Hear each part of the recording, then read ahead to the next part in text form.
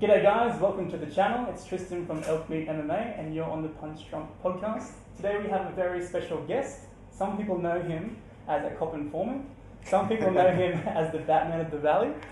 Here on the podcast we know him as Viktor, the Impaler Lyall, 8'3", amateur MMA fighter and all-round good guy. Viktor, how are you doing today, man? Excellent. Very good. Sweet, bro. Thanks for being on the podcast. Thanks for coming. That's right, that's right. Yeah, we're in Viktor's house right now. As you can see, he's all got it decked out. It's pretty awesome. Man, the first thing I want to ask you about is just, after millions of views and like hundreds of thousands of comments and likes and stuff, man, how are you doing this newfound kind of spotlight?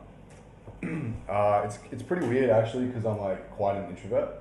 So I've basically been very outgoing in the last few months, just in my life in general. So it's quite overstimulating actually. But it's fine. Like I'm trying to just respond to as many messages as possible and help as many people out. Yeah, it is overstimulating, but yeah, it's all good. Apart from that, it's all get good. the work done. Get the work done. Yeah, it's good to have fans, huh? Yeah, that's for sure. Dude, let's go talk about the event that happened. Obviously, the altercation. For those of you watching who maybe haven't seen the viral video of Viktor defending himself against two Eshays on the street, definitely watch that. The link will be in the description.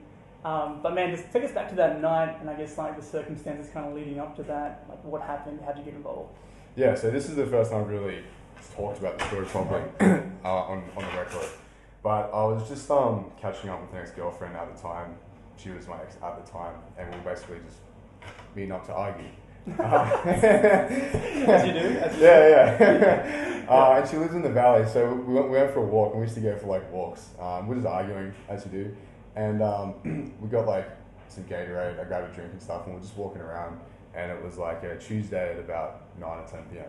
Right. And yeah, we were walking down the wall, and the guy in the red shirt was like storming up and down the wall, yelling at people, screaming at people, carrying on. Yeah.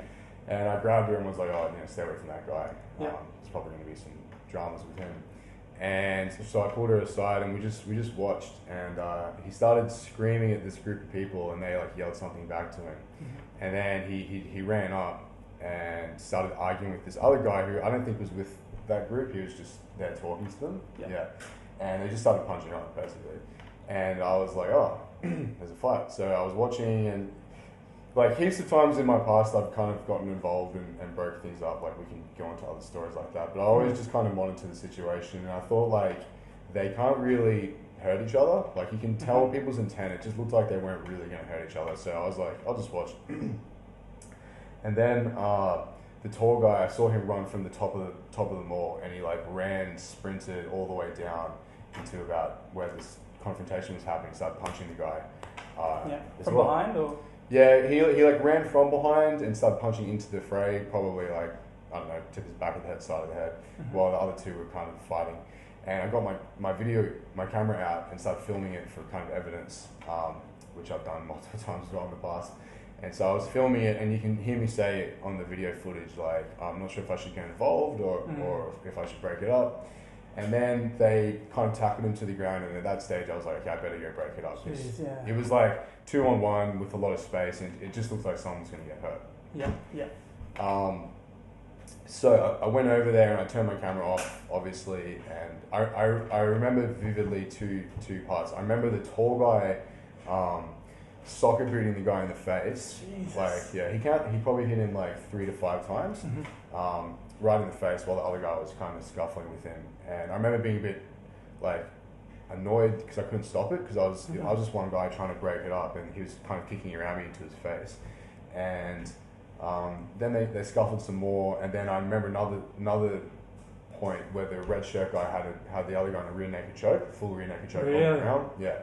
And like choking people is not really dangerous, but if you don't know what you're doing, it's dangerous, and there's no way that guy knows what he's doing, right? And he was holding it for quite a while. Yeah, and so I was trying to pull him off, and then while I was pulling him off, the tall guy was haymaking him in the head, and he landed about like 3 to 5 punches. So I remember thinking like I was kind of getting upset because I was like, this is pretty violent. I was surprised at the violence of it, and I couldn't really stop it. So I was like, I was getting a bit like upset about it. So I managed to like pull the red shirt guy's hands off the neck, and then I like shoved the tall guy and kind of like created a barrier between us, and he kind of shaped up to me, and I just like kind of stood in his way and pushed him back. And I think someone else came and kind of got in the way of the red shirt, another guy. And then the tall guy kind of shaped up to me, and I kind of like shaped up to him, was like, just fuck off. And then I shoot him all the way down to the night owl, and I threw the red shirt guy's hat down there, so he went down there as well. And then the video transpired. But so the way we're walking down the night owl was actually the way we needed to get home. So once the video started, you see me like turn my back and walk away. So I actually walked the wrong way to get home, and I turned my back on them on purpose to like let them know it's over now, and started walking up the valley, and then that's when it all happened. Yeah, do you know what happened to the other guy that was getting hit and stuff? Do you know? No, so he like I don't want to. He looked like he was like a kind of valley dude as well, so I don't know what his story was. But I presume he ran away, so I'm pretty sure he's bleeding pretty badly. But when I looked around, he was just completely gone. So I assume he just ran for it. So yeah. One of the things that like stuck out to me watching that video is that they kind of seem like they've done this probably before, like multiple times. You know, where someone's distracting you and the other guy's trying to get around and like punch you in the back of the head. Is that how you kind of felt like? Yeah, for sure. So if I go into a technical, well, first of all, a few people have messaged me on Instagram being like, I've had confrontations with them and been beaten up by them. The same people? Yeah, so they said they've actually fought them and been in fights with them as well.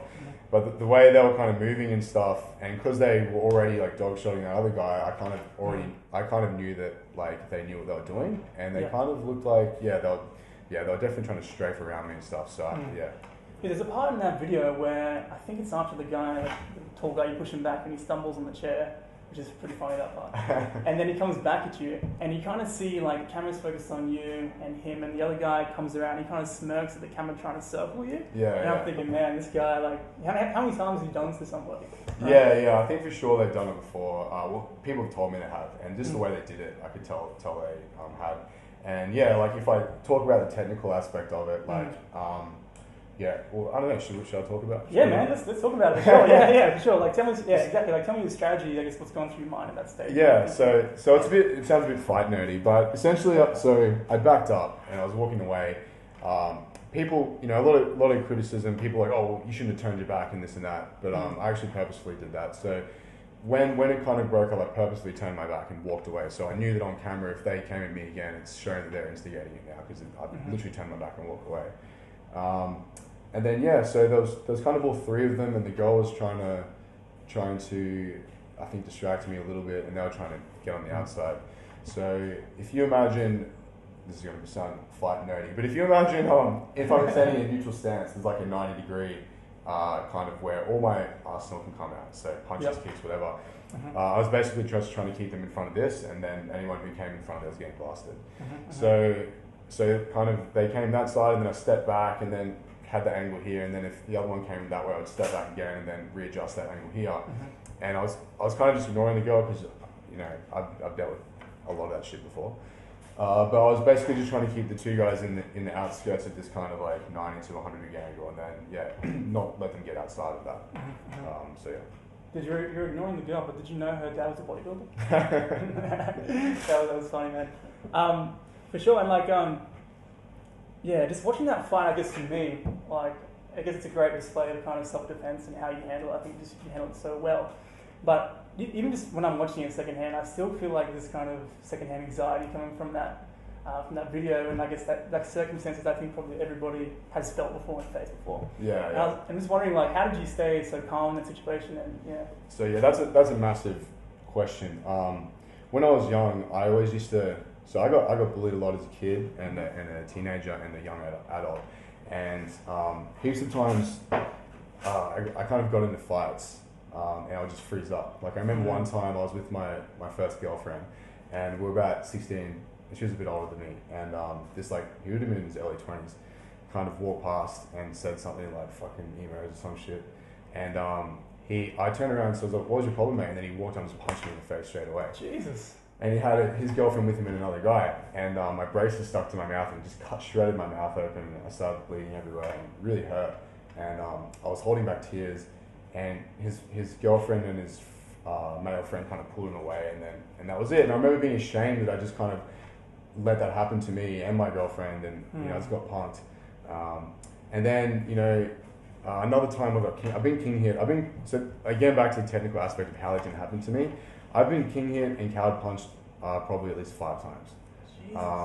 So another time when I was in South Bank, I was only like 17. I was 16, and I was just walking through South Bank, and there was this gang of like 15 to 30-year-olds, like 20 of them, and they were like on the pipe or something, I don't know, and they started screaming stuff at me, and I just told them to get fucked or something, and one of them just came up and king hit me. He was like 30 or something, and gave me a concussion, messed me up pretty badly. Another one I've got from my security days, I refused this guy entry. I've actually got video surveillance of this, so I'm trying to find the video surveillance. Yeah. But I was fight tails. That's it. But yeah, it's a funny footage. So it's at Ipswich, and I'm checking IDs, and I refused this guy entry. And for 15 minutes, he stood at the front just screaming at me, harassing me. And I was like, "You're not going to do shit, mate. Just go away." And yeah, so I was just checking IDs, and you see him from the side just kinging me, and I punched my tooth out, lost the tooth, and you see him get hit on the video surveillance, and I go after him and take him down, and the cops came and arrested him.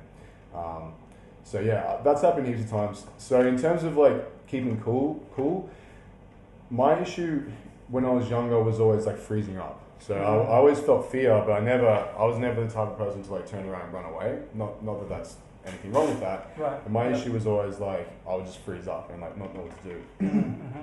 And I chose to do security when I was only 18 and at uni because I just wanted to grow up and not be a little bitch, really. So the answer to the question is kind of hard. It's just practice. Like I've just been in those situations so many times. I've been king hit. I've had people trying to do that so many times. And it was just well practiced. So yeah. It's kind of, I guess, putting yourself in that situation over and over again. Yeah, it's kind of hard like to tell people that. Like I don't want to say like you need to go out there and be in these situations. Go get in a street fight. Because definitely don't do that. Yeah. But it's actually interesting. Like I always talk about this. We learned in psychology was the bystander effect. Have you heard of that? Yeah, of course. Yeah. So it's it occurred because I'm not going to say which crimes were committed, but some serious heinous crimes were committed in the middle of New York City, and a woman was screaming out, and I think this is the original time they watched it. Yeah, and no one helped her. Yeah, and they couldn't really ascertain why. Not because people were necessarily scared, but they just didn't know what to do. And it's the bystander effect. People just freeze up in situations when that happens and don't do anything. So that always scared me. I always got scared thinking that like if something happens, I'll just freeze up and I won't be able to help people or help myself. Yeah. So the way to actually mitigate that, they say, is to involve people. So instead of saying like help, you say like, "Hello, man, blue shirt, blonde hair, call police." Okay. And you involve people.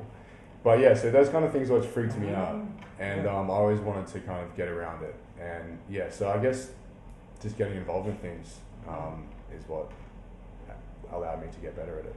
Yeah, for sure. And just to elaborate on that point too, I think at the end of the day, everybody kind of thinks that, or hopes for themselves that in those hard, high pressure situations, they want to act. Yeah. But maybe the reality is that you actually do freeze up. Yeah. So it's kind of hard to battle with that. And it's funny because a lot of people just say, keep calm, but no one ever really tells you how to keep calm. Yeah. I remember when I was doing security, my boss, he was like, his name's Vinny, or best boss ever. Yeah.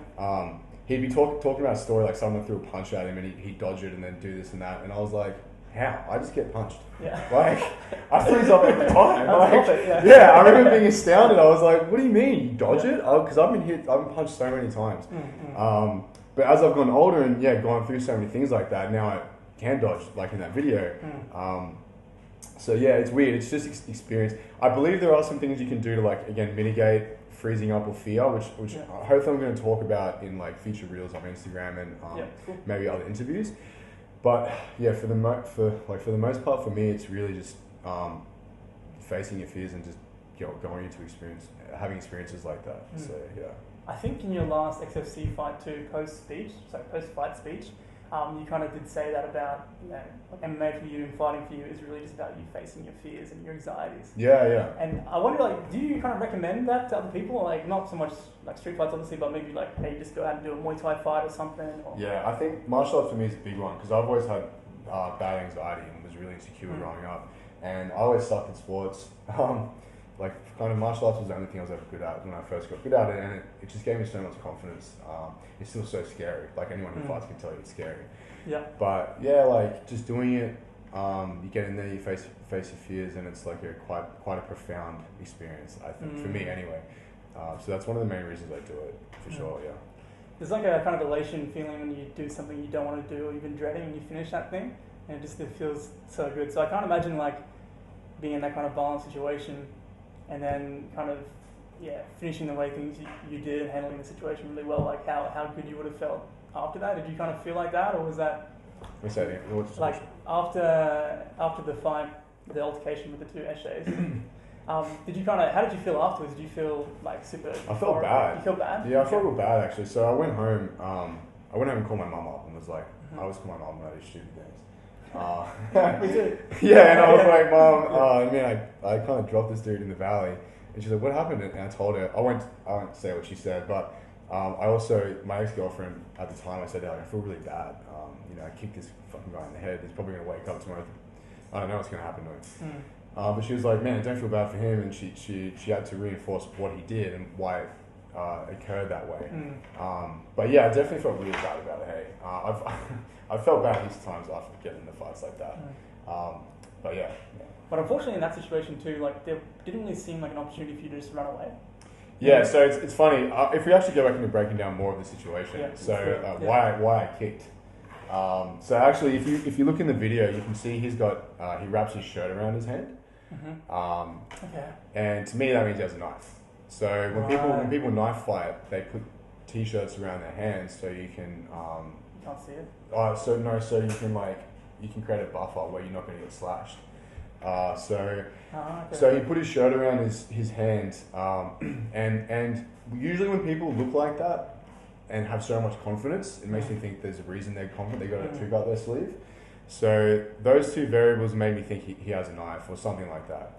And because there was two of them, that's why I decided to kick him. So I backed up and I slapped him first because I wanted. He kept coming close to me like to try and king hit me. And like I said before, that's happened to me so many times. People get close to me and then I'm like, oh whatever, and I get punched. So you can see me framing and pushing him back, and that's because I didn't want him to get close to king hit me basically. And then I slap him because he kept trying to get close. And I wanted him to know I'm not going to let him get closer again. And that's when they kind of shaped up to me. So they both circled me, and I decided to kick because I thought he had a weapon, so I wanted to keep the distance. B, I knew it would put him out quickly, and there's two of them, so you can see as soon as I kick him, I shape up the other one. Yeah, he backs off straight away. Yeah. It looks amazing like that. Yeah, that's it. So they're the two main reasons I kicked. And to instill fear in the other one. If I put him away quickly, he'll be scared. Which is another thing I've noticed in. I don't like saying the word street fights because I sound like a Philistine. Street fighter. Getting into fights, which I'm not. But like I've been in fights before, and people feel fear, and normal fighters don't. When I'm in the gym grinding with Lonnie Philly Mohala, Oren Palmley, Bishop, all those boys, shout out. When I'm in the gym grinding with those dudes, they don't feel fear. They keep coming for 10, 20, 30, 50 minutes, we'll crack on. But in normal situations, normal people feel fear. And so, I kicked that guy and he got scared straight away, which is why I did. So that's why I decided to kick and slap. I think that's pretty... Yeah, good breakdown. Yeah. And dude, the high kick in the skinny jeans too, man. That's a thing in itself. Yeah, I've got a video coming soon about how to high kick in skinny jeans. I think I copped a lot of flack for my outfit. I just want to say two things. All right, when you ride a motorbike, bum bags, you need them. Like you don't want to carry a backpack around, but your pocket, your shit flies out of your pocket. Yeah. All right, sorry. Skinny jeans, If he doesn't like skinny jeans, bro. Yeah, I'm a millennial. It was cool back then. It's fine. We listened to metal and watched skinny jeans. So I'm just putting that out there. But yeah. I liked your outfit, man. I think you look great. Thanks. But maybe they thought, hey, this guy's an Eshay too. Let's punch on. Maybe. The bum bag. Yeah. I probably look more like one of the native, really. So shout out to the Eshay boys. I kind of want to be really. Man, I'm wondering, like, obviously, probably because your experience as a security guard as well, that probably contributed to how you're so calm. Obviously, you've been in those situations many times. And I was wondering if you can kind of tell us maybe like a similar story or some kind of, Yeah. crazy story that you So I'll tell just a very small one that came to me last night actually, because everyone's like, oh, why don't you slap the girl? Why don't you hit the girl? The fucking girl, the girl. Like, I'm very happy I didn't hit the girl. Didn't want to hit her, but people are like, well, how did you deal with her? And I honestly didn't even think about her because I was just looking at these two dudes. And the reason why is like, I remember one time when I was 20 years old and I was working in the Cloudland front door. Shout out. Yeah, I probably shouldn't do this name dropping really, but anyway. Publicity for everyone. Yeah, free publicity, Exactly. No, I was standing on the side door and I fused this group of like 4 girls and 1 dude, and they were all like hot as hell chicks. They were like at my age, probably 20, hot girls with this dude. Come on in. Well, I refused them entry because we were closed, and then I remember I was leaning on the door, and they just, when I did my security course, they were like, they're gonna find anything about you, whether you're attractive, ugly, tall, short, fat, skinny, athletic, whatever it is, they will find something and they will fucking give it to you. And I remember this group of 4 people who were just bullying me for like, I think 45 minutes. Jesus. The girls were just like, you're so ugly, like leaning in my face, just swearing at me and just being really mean. And I remember I was holding back tears. I like almost cried. But I didn't want to radio. Normally in those situations you'd radio for another guy to come and take his spot, but I didn't want to do that because I didn't want it to look like I was breaking. So I was just sitting there taking it, and the guy was there going, fucking like, look at you. It's so long I don't know what they're saying, but they were just being really mean and calling me ugly and all this kind of stuff. And it was hurting my feelings badly, and I almost cried multiple times. And that's just one of those stories. That stuff used to happen all the time. I remember another time before I went to Netherlands in 2017. This group of 6 dudes were just like, I think for 2 hours out the front of the venue, just in my face, drinking beers, picking on me, bullying me. And when you deal with that for like hours and hours on end, and it's like serious stuff, like stuff that really hurts your feelings. When it happens, like, I don't know, when it happens now, some random girl saying it, I'm just like, whatever, like, I'm so used to it. There's so many times I almost cried at work. It took me a long time to realize, like, admit it as I've gotten older, I'm pretty sensitive, and just getting bullied by people all the 7 years I was doing that while I was at uni. I copped it pretty bad because I wasn't really tough looking or scary looking, I was just a kid. So that definitely helped the psychology of dealing with these people, Do you also feel because you're maybe like a good looking dude that you get picked on a bit more as well? I don't think I became good looking until I was like a year ago, really. I think I'm a bit of a late bloomer. I think like I've always had a look about me that's like I wear my own clothes and like do my own thing, and you know, I've always been picked on about that. People just give me shit. You get used to it, but sure. But is it like you just talking about before how you kind of realised as you got older you're a bit sensitive? Like is that kind of hard for you to like deal with that, or you know? Because I guess as a man you probably want to think you're like this hard cunt or something. Yeah, it is. All through my life, I was just the angriest kid. When I was young, I used to just, like when I was only 18, 19, 20, I was so insecure. I couldn't even leave my house. I just used to lift weights every day, go to uni. I was so angry. I never had fun. Never enjoyed anything in life. I idolized stoicism and all these like characters from comic books and like Conan, big Conan fan. But I internalized so much anger and stoicism, and I thought that was like being manly, and actually I realized it was just my insensitivity, my insecurity. Like I thought I was too ugly to leave my house. I thought I was too stupid to do anything. My whole life was just introversion. And as I got older, I kind of just had to realize like I'm actually, compared to like many people, quite sensitive, which some people aren't, some people are. And I kind of like didn't really want to admit it because I thought it's like feminine, weak. But yeah, as I've gotten older, I've just kind of accepted it and learned to channel it where I need to. So yeah, it definitely is a weird thing to come to terms with as a growing man, going into a man. Yeah. I find myself personally too, I feel like I'm quite sensitive for a dude as well. Growing up, you know, people talk shit about you or whatever, I kind of go, oh, that's mean, and you kind of, you know, feel like crying a little bit or whatever. It's the weirdest feeling, man. Yeah. But I was wondering, like, with you obviously developed this kind of fascination or like for metal music, man. And is that, you kind of find solace in that a little bit? Because that's, metal really is about sensitive dudes, like, voicing that, right? Yeah, I feel like I've always been into like heavy music and like alternative kind of things. I have quite an eclectic taste now, like of music, I like everything. But I feel like this is going to sound really cringy and like teenagery and edgy, but like growing up, when you always feel like a freak and you're always treated like a freak, and you don't know why, and you feel like a loser, you find solace in like, this is what I think art's about. I think art is all forms of art for me about the like evocation of emotions that we either hold in common or that we don't hold in common, but the artist is trying to facilitate, to convey to us, right? So when I think about like those kinds of music, it's like a nuanced feeling or emotion or a thing, like looking at a painting that's common to me, and I find solace in that. But even sometimes it's not about that. Sometimes you just find it fascinating to look at, or you find it fascinating to hear. But I find art. I've definitely like felt. I don't know what I'm talking about now. I've definitely found solace in those types of things before. Yeah, because it's like someone else is going through similar feelings, all kind of thing, right? Yeah. It sounds really angsty and teeny, but it's like that. But that's just with the most base, obvious emotions, like being outcast or being insecure or upset. But for really transcendent emotions and really transcendent ideas are also conveyed through art as well.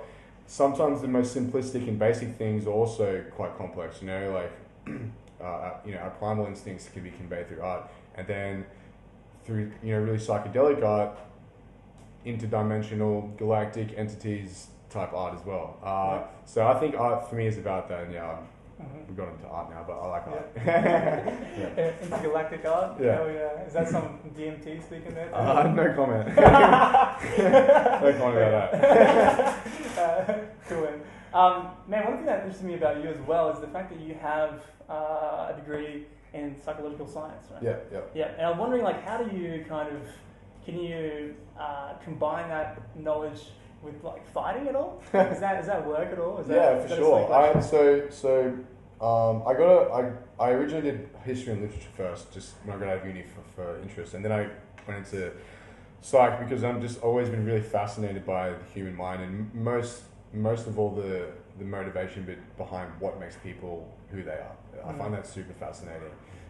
Fighting is more of an outskirt of that as well, that entire idea, like why do humans fight? Why do humans think the way they do? Why do humans' personalities formulate the way they do? And I'm highly fascinated by it. I won't speak too much about it because I'm not an expert on it just yet. I want to go back and definitely study more on it.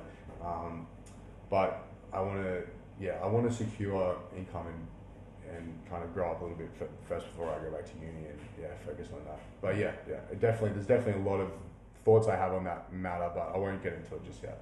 Okay. Like I was thinking too. I just don't want to sound stupid because I know there's a lot of experts out there that are way so on camera as well. Yeah, the record. But just wondering because obviously those people that you face in the valley, the altercation, whatever you call it. I guess there's certain types of people like that where they maybe go out at night looking for fights. And I kind of wonder, like, for me when I go out, I just want to have fun and hang with my friends, get drunk, whatever. But I kind of wonder where does that, like psychologically, where does that come from in them? I think it's just it's a primal masculine thing that they don't have an outlet to it. That's something. It feels good hitting people, for them. Untrained people. It feels good getting into fights. I just think it's a primal thing. I think modernist philosophies now are very detached from our evolutionary and our primal existence and impetus, but I think that it still drives us and always will. So that's my own philosophy. Like I'm a fan of evolutionary psych and all that kind of stuff. So when I think about why people do those kind of things, it's simply because it's their evolutionary drive to, and they haven't really channeled it somewhere. So You think like people like that, for example, they probably benefit from training martial arts, right? Yeah, for sure. I always tell people that, like martial arts regulated me out as a boy growing into a man, and I think it does most men. But honestly, it is. Some people I don't want knowing how to fight. There's people out there, doing martial arts generally makes you a better person, especially TMA. Like I grew up doing TMA, traditional martial arts. There's so much hierarchical, humble stuff, but there are some bad mofos out there that do use their powers for evil, for sure. So yeah, it's one of the things, like if everybody trained martial arts, would there be more or less violence? I don't know. Yeah, I don't know. I think probably less. Definitely think less. But I think there's other factors nowadays that are to blame for violence that aren't really as simple as like our athleticism having an outlet. But bad father figures, not enough I want to get political. No. Okay. We'll keep it for another time. It comes down to respect at the end of the day. Kids don't get taught respect, and that's what martial arts teach. Yeah, that's the big true. thing about martial arts is respect. And even I'm not going to talk smack about the younger generation doing MMA today, but I think a lot of them are a bit soft. Because when I was young, I remember that I was in Kung Fu, my very first Kung Fu class. My coach, we were doing some blocking, and he punched me in the nose, not purposely, but I didn't block it, and my nose got busted open straight away. It started pissing out blood, and I'm a sensitive kid, right? I just, I remember looking him in the eyes and just said, keep training, and I just kept training with the bloody nose. And mummy and daddy went there to come look after me.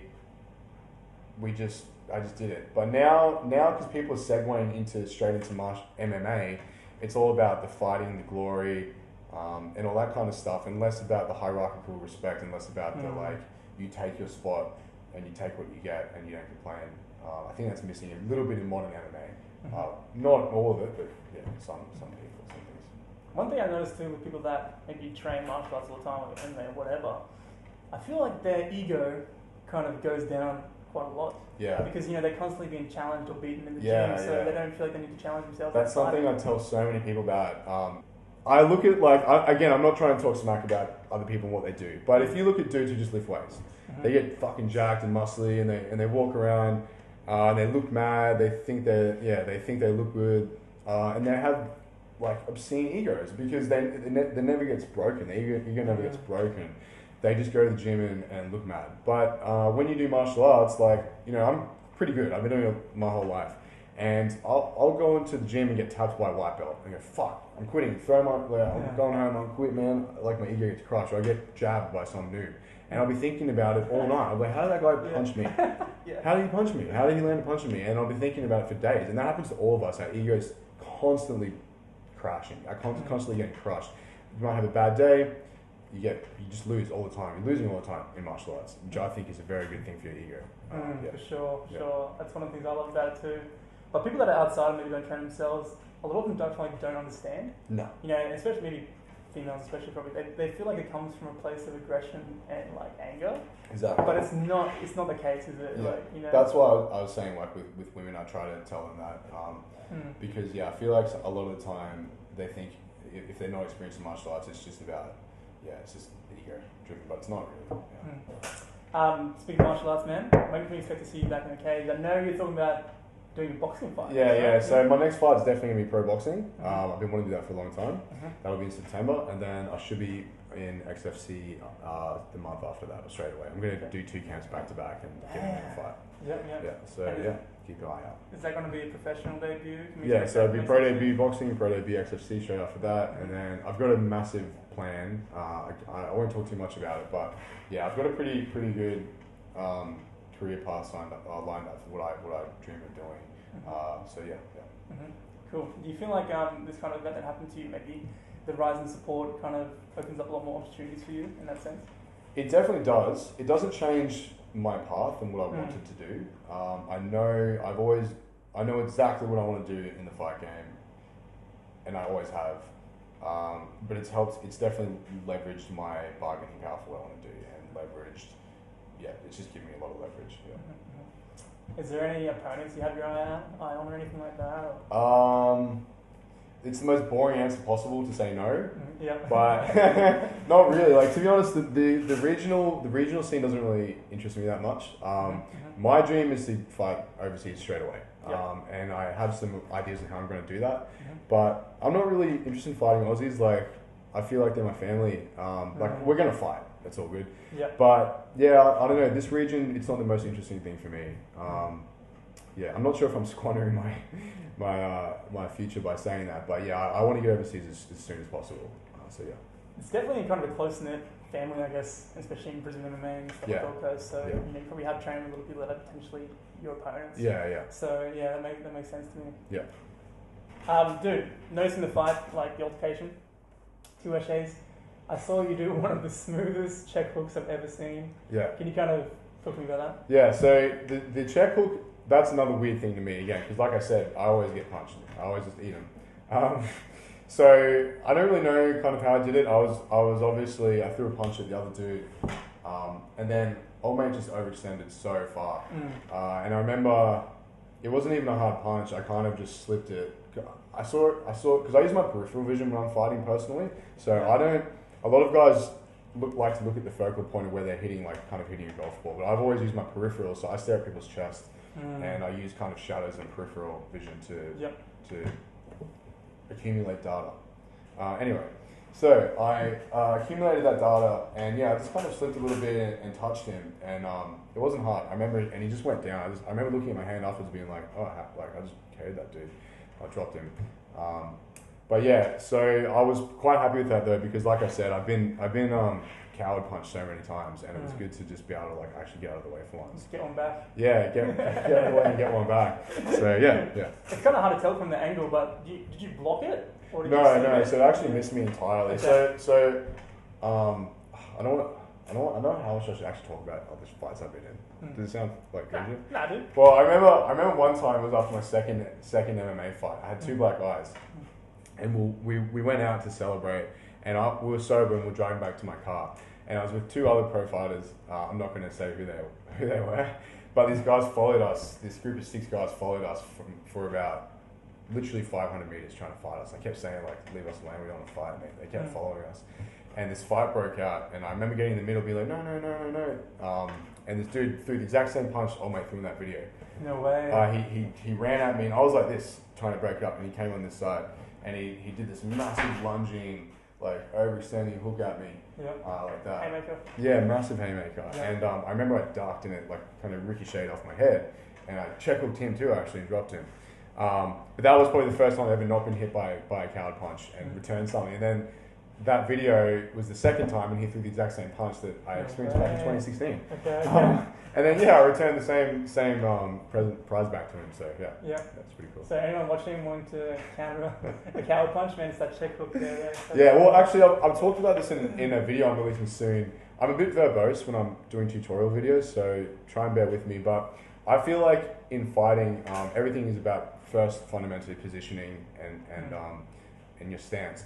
So the reason why that punch missed me was because my base is perfect. I'm in a perfect stance, I'm in a perfect base. My torso's in between my legs. And I like to talk about like the fire trucks, where how they have the legs come out and it stabilizes the body of the truck as it shoots the water hose. That's what our base should be like.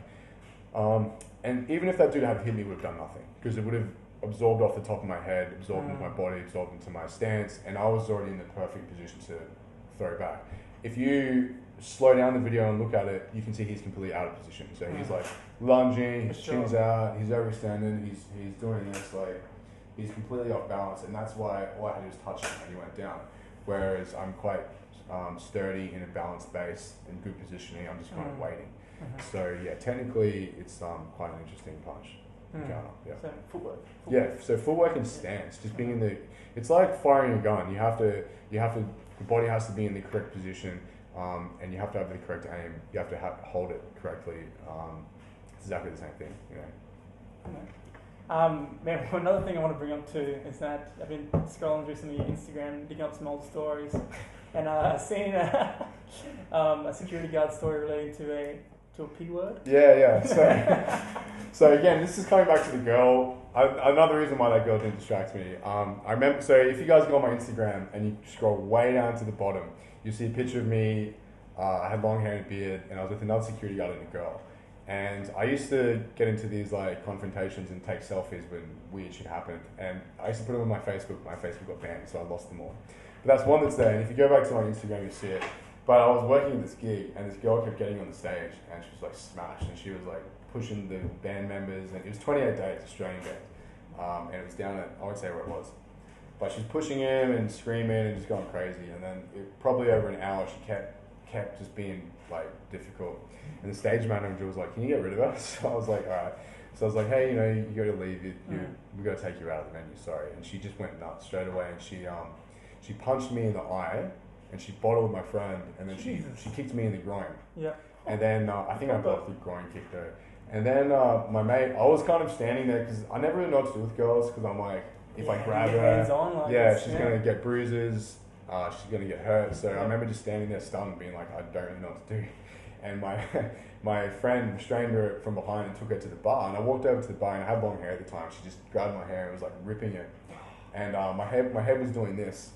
And I remember like looking at the crowd. There was like 400 people that were standing in my head, getting ripped out of my head. It was hurting so much. It was hurting so much. Everyone's cheering for the band. Yeah. The music in the background. Yeah, my head's just doing this, and I'm like, oh, what do I do? And then I went to like push her away, and she bit my hand.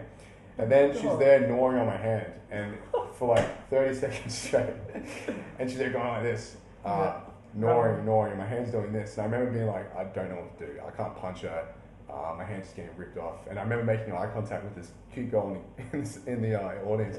And she was like, she just mortified, staring at me like this girl's ripping your hand off. And then eventually she just let go, I think. So we took her outside to the car park, and she started screaming like, right. Oh my. She's going crazy.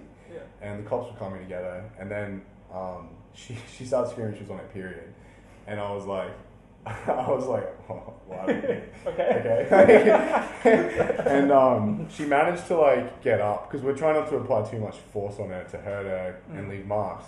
And she managed to get up, and she reached down and touched herself. Oh, and she was like, I got she's trying to touch me with it. Oh my god. And I remember being like, whoa, and I jumped back, and I was like running around in circles being like, fuck, what do I do? And then I was like moving like this, and then the other guard had her by the arm being like, fucking help me, and he's there spinning around. I'm like, I'm not touching her. So I was like doing this, trying to dodge it. And and then I think I managed to like grab her by the elbow and like dodge it, and then we put her on the ground, and then cops came and arrested her, and I got that picture while we were restraining her. So if you go back to my Instagram, you can see it. I blurred her face out for the picture. But I got a selfie. So that's another story of I guess why I'm being cool in these situations. But it's a good one. What a grot. Yeah, it was pretty gross. Chick, the police came and was like, you should just punch her in the face. I'm like, I'll go straight to jail if I do that. I'm like, you can get away with it, but I'm like, I'm not, anyway. But I remember there's this massive bite mark on my hand too, freaking hurt, but You didn't just smear the period blood on your face like a war. I would if we were in the war, but not quite there. Let's get on to some fan submissions, man. We've got some, so let me just get my phone here and read out a couple. So from Instagram username, I don't know how to say this, m.2xrz, how does one walk away from a street fight without looking weak? It's a hard question because I don't want to give the easy answer. Like, you just have to have no ego about things. You shouldn't really need to fight really unless you really have to. Sorry, that's something I didn't actually answer before. When you said to me, like, why, another reason I couldn't really walk away or run away that much. Like, I only was involved because I was breaking it up. But my ankle was actually fucked. If you look at the video, you can see it's strapped up. It's fucked out. I couldn't run. Not that I wouldn't run anyway, but I couldn't. And the girl I was with was in thongs. Yeah, because you're in a situation where you've got a girl with you as well. So you have to both run, and exactly. So I wasn't going to turn around and run. I was backing up as much as I could, but I think in that situation I was walking away. So to answer the question, like, you just have to realize there's nothing to prove really. Like there just isn't. You have to not have an ego about things in life. It's difficult. Like being young, you have an ego, and being older, some people have egos as they get older. And it's for me, it's a constant battle trying to destroy our own ego. But like there's just no harm in it. Like I know shame in it. Like I know I have nothing to prove. Like if I have to, I'll fight anyone in a car park to protect my grandma. And I have no fear about doing that. Yep. But if I'm not doing that, then there's just no need. So I don't know. You just have to realize that you have no ego, and that as long as you're safe, that's all that matters, really. So that can be like your general advice, I guess, to situations. Go with your fear. Like you should be scared. If you're scared, if someone's like having a go at you or something's happening and you're scared, go with your fear. Leave. Like just fuck it. Who cares? Who cares what this feel? I'm not saying that this idiot thinks. So But you can do that. You got nothing to prove to them, especially now. So another question from Nancina Jera. Hope I'm pronouncing that right. It's a little bit long, this one. She said, a year ago I had a traumatic experience. As a result, I've been trying to work on my mind for about a year now. It's a blessing I came across your video that went viral.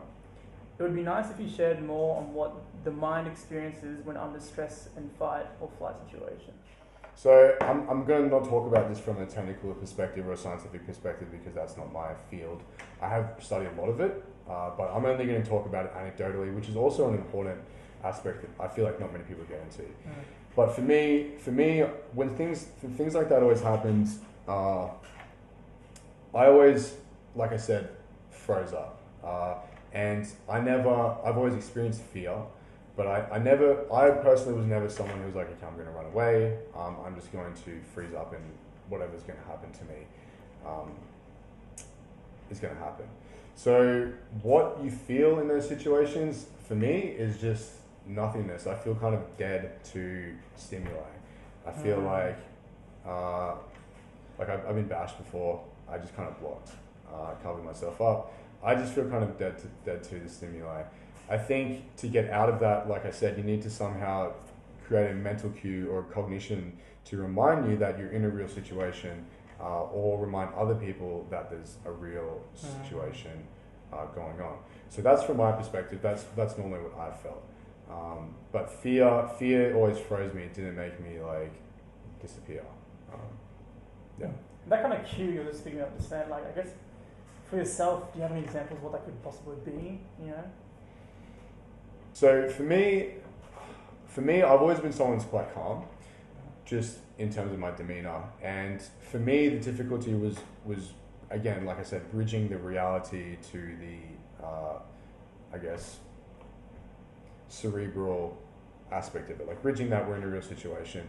Once I was able to do that, it's just about, for me, just being like, I was as calm in that video as I am now. Like, I've just done it so many times. So for me, that's kind of how I got over it. I didn't have any specific cognitive cues that I ever fashioned for myself to get over these things, but I do know they're possible. I will say something though. I remember my old Kung Fu coach. I told him, I was like, I got beaten up by these dudes and I didn't do anything, I just took it. And he goes, why? And I told him why I froze up. And he made me train them. This is going to sound cringy, but I actually believe in this. I won't give the keywords, but he made me train and say a keyword in my head when I did a certain technique, and say a keyword in my head when I engaged in certain training regimes, right? So I think, yeah, I don't want to say what they are, but I think if you can think of like a certain keyword or something because your brain still works in those situations, you're still thinking, you just need to think into action. So yeah, create a keyword or a cognitive cue yourself. I don't know, it doesn't really answer the question. Well, it kind of does. Keyword as a cue. Yeah, like a word is a cognition or something like that is a good way to do it. Yeah. Could you also ask me her question again just to end it? Because I think there's something else I wanted to say on that. Yep. So it would be nice if you shared more on what the mind experiences when under stress and or flight situations.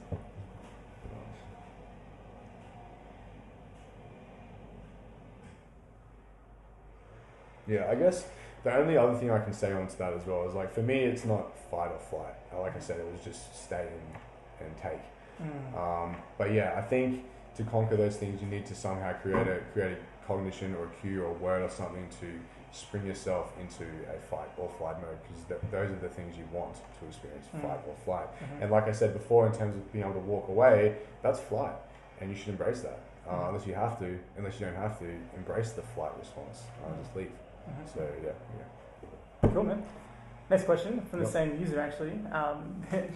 She's really cool, this chick. She words things really awesome. So, third, I'd like to ask, what were you wearing inside your ears during your encounter with those two lost souls? Were you listening to music during the street fight? No, that's a joke. I made a joke about wearing earplugs on one of my reels. That's how I blocked the girl out. I just put earplugs in and you can't hear the girl anymore. So my senses were fully tuned in the time. I didn't have anything in my ears. No. Yeah, so you trolled her, basically. Hey? Sorry. It was a joke. All good. Last one from Chris Ferguson. He asks, when are you getting OnlyFans? Twisted. I don't know. I feel like I would do it for fun, but I feel like actually, I don't know how to answer that. I don't want to slag off on OnlyFans people.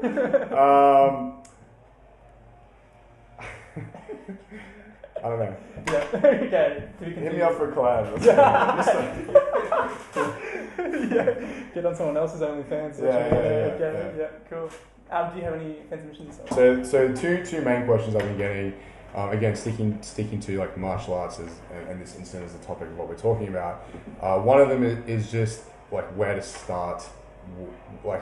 It's surprising I get this question so much, but I guess it can be daunting. Is like literally just like enter an MMA gym, talk to people. But in terms of your own technical proficiency, like I'm releasing videos and reels on this to talk about it more. Cool. But definitely, in my opinion, mobility, maneuverability, and how you traverse the area around you, your positioning, your situational awareness, I think they're the most fundamental aspects in fighting and martial arts. Another question I've been getting a lot is like, how do I juggle like lifting and training martial arts? I don't like. I've been lifting for like 12 years, so I just do it. Like I don't really follow a strict program anymore. When I was younger, I used to lift 7 days a week, and that was all I did. And I just built up an insane. I destroyed my body in the process of that, but I built up a very strong kind of nervous system and stuff. And yeah, I don't know. I lift 3 to 4 times a week, usually on like kind of jiu-jitsu days, and I just lift for fun now. It's about fun for me. You have to focus on what you want to do. Like obviously, fighting is a serious thing for me. Lifting is just for fun. So yeah, just eat a lot, lift heavy weights. Don't overthink it. For me, really, yeah. On those days that you do weights and jiu-jitsu, do you do weights in the morning or something, and then you do jiu-jitsu at night, or how does it work? I'm a mess with time. Like my life is just chaos, and it's how I've always lived. So if I train like 3 to 4 times a day, I'll just train whenever I can. So sometimes I train twice a day, sometimes I train 3 times a day. I'll literally just like in the morning hit pads, then sleep, and then like do some PTs, like work whatever I have to do, and then I'll go to gym, then go straight to jiu-jitsu, or go to gym, go straight to MMA. I'm not a routines guy. I wish I was. It's just chaos, really. Just eat a lot. Eat a lot, get buff, man. Eat a lot and just train a lot. Yeah. Don't overthink it. For me, yeah, that's it. Backing up a bit too, one of the things you said about people entering MMA gyms or Muay Thai or whatever martial arts gyms, it can be pretty daunting to people. Even like I think people just walking into a regular gym to do weights, people find that quite daunting. Yeah. But I think it's just one of those things you just gotta fucking do, right? Yeah, for sure. Yeah. You just gotta do it. Like I'm not a fan of all those motivational dudes on Instagram. I won't name names who are like, just fucking do it. You just need to do it. Get up and do it. Yeah, exactly. Like, I'm not a fan of that because that's never really what's made me tick. What's made me tick?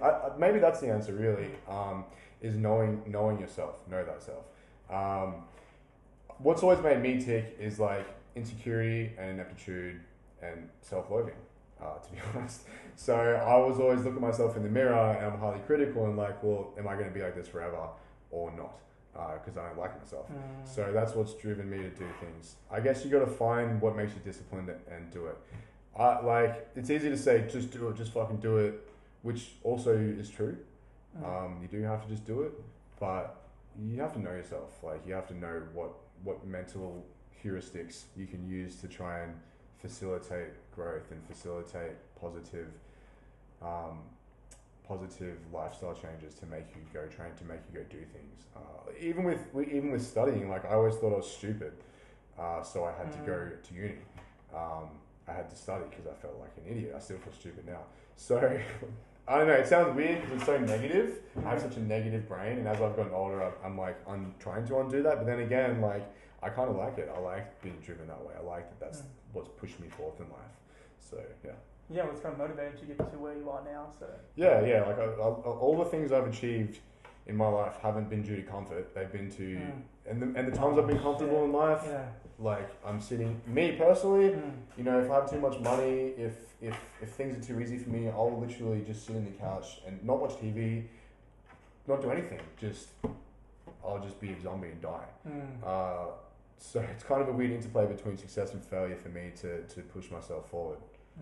Yeah, that kind of really vibes me actually as well, because I feel like personally in my natural state I'm just super lazy and comfortable as well. And the only things that I've been proud of there's been times I've pushed myself out of that comfort zone and been uncomfortable and been scared or whatever. Yeah. And you accomplish something and it's the best feeling ever. So Yeah, for sure. yeah, maybe that's a good note to end on, hey? Yeah, for sure. Awesome. Yeah. Man, I appreciate you so much. Thank you for being on the podcast. Thanks, man. It's been Thanks great for talking coming to you. here, talking to me. My pleasure. And Thanks for listening. Thanks. yeah, I feel really cringy. It's my first deal. I don't know. I feel a bit verbose is my problem. So sorry if I was verbose and I said. If you guys have any questions actually that you want me to touch on that I talk to here, please DM me and I'll try to respond with a more elaborate answer. I feel like sometimes I talk a little bit, but there's too many concepts and words going through my head. I can't quite get them out in a way where I can when I write. So I feel like I'm quite a good writer. So yeah, if anyone has any questions, there's so much stuff I can talk about. Please DM me. I'll try and get to it. Cool. Messages, man. Thanks, guys. Peace out. Awesome. Thank you. Cool. We're done, baby. Awesome. Thanks, bro. Dude, thanks, brother. Good shit. Oh man, I feel so weird.